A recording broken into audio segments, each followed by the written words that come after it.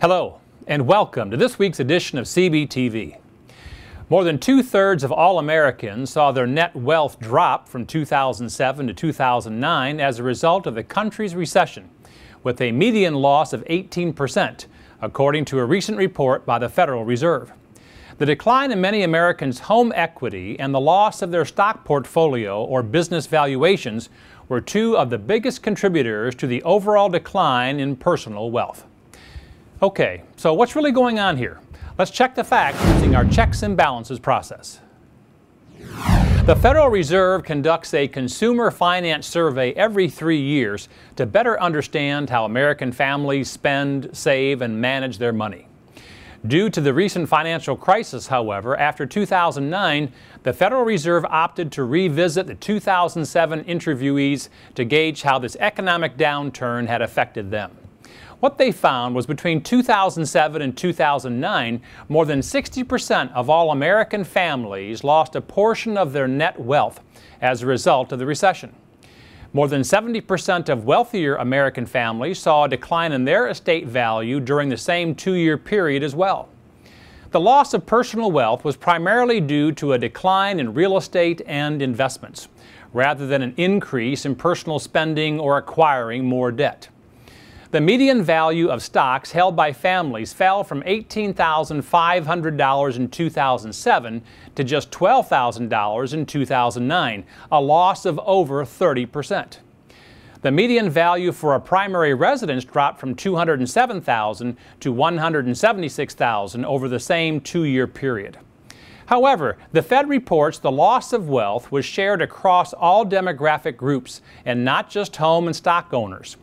In terms of percentages, the loss of personal wealth tends to be the greatest for families living in the West, mainly due to the sharp drop in real estate values. When classified by the age of the head of household, the percentage of change in wealth was greatest for younger groups, aged 25 and younger. However, the group that experienced the largest change of wealth from 2007 to 2009 in terms of real dollars was the 55 to 64 age group, the ones who in 2007 were just shy of retirement. While 63% of families experienced some type of loss in their estate value, when you look at the families that did lose wealth, the median percentage was 45%. Okay, so you may be asking yourself, Matt, what does all of this really mean to me?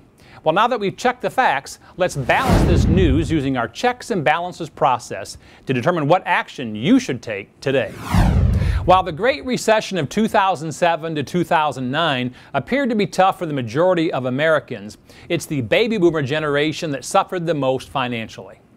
In 2007, this pre-retirement group, which the Fed categorizes as between ages 50 to 61, held more than one-third of the U.S. household net worth. About half of the people in this age group saw a decline in equity equal to more than 6 months of their annual income.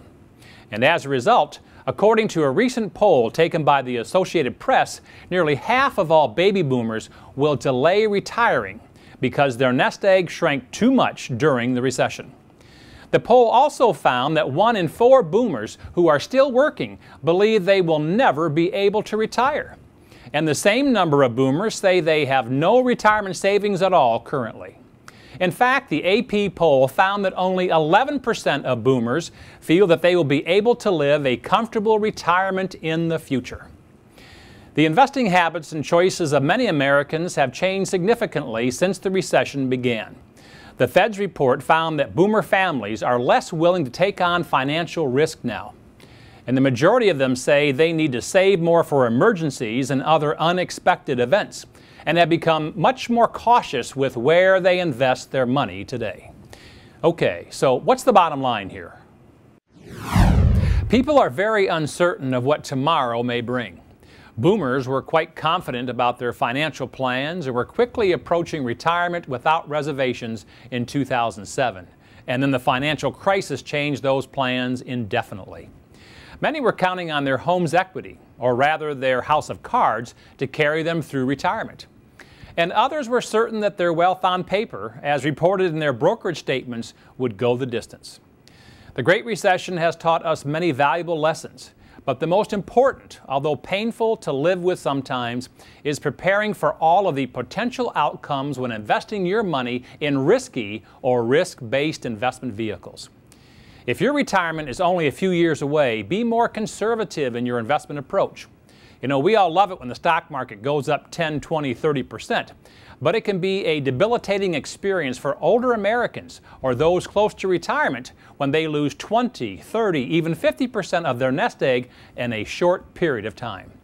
Remember Will Rogers' old saying, "I am not so much interested in the return on my money as I am in the return of my money." Safety of principle should be rule number one as we all get older. And now for Matt's weekly financial tip, tool, or technique. Today's tip, tool, or technique is on diversification. According to the U.S. Securities and Exchange Commission, diversification is the practice of spreading your money among different investments to reduce risk. Diversification can be easily explained by the old adage, don't put all of your eggs in one basket. So for today's tip, I'm going to give you the 5 Ds of diversification, which will help you to properly diversify your portfolio while keeping your risk and fees to a minimum. Tip number 1, dilute your investments. What does that mean? Simply this. If you put all of your money into one stock or one bond and it loses value, then all of your money loses value at the same time. However, if you dilute or spread out your money across multiple investments and one of them crashes and burns, your loss will not be as severe, as the others hopefully either gained in value, stayed the same, or didn't lose as much as the one did. Tip number 2, divide your money into both safe and risky investment vehicles. One of the most important aspects of having a diversified portfolio is spreading your investments among those classified as safe as well as those classified as perhaps risky. The stock market has great earnings potential over the long haul. However, it's also susceptible to major losses over a short period of time as well. To counteract market volatility, it's wise to invest in other safer vehicles, such as bonds, CDs, treasury bills, and fixed annuities. This way, you're protecting some of your money against the uncertainty that solely investing in the stock market can bring. Tip number 3, deposit ongoing money into your retirement accounts. The benefits you'll reap from having a diversified portfolio can only be increased if you continue to add money into your investments. Add additional money to each of your investments on a monthly basis. In fact, use the motto, pay yourself first, with every dollar you earn. You'll be glad you did come retirement time. Tip number 4, decide when to reduce your market risk. Buying and holding can be a good strategy many times when it comes to investing. However, keeping your investments on autopilot is not always the smartest way to go.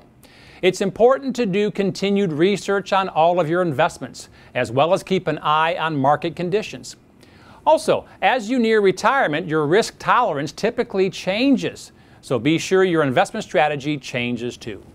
And tip number 5, decrease the investment fees and commissions you're paying.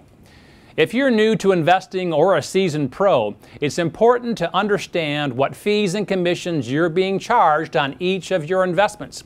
So periodically review all of the charges and fees you're paying on your investments. The good news here is there are simple ways to reduce your investment fees and commissions by becoming what I call a 21st century investor. To learn more about these strategies, visit our website today. In this week's CBTV poll, we're asking Americans an important question. Is your investment portfolio properly diversified? To answer this week's poll question and see the results soon, log on to www.checksandbalances.tv. And while you're there, take part in Your Voice Counts and join in the discussion. In our On the Street segment, we traveled the country to ask Americans about the kind of research they did before investing their hard-earned money. Again, log on to our website to view their responses. And while you're on the site, be sure to download our brand new report, The Truth About Social Security.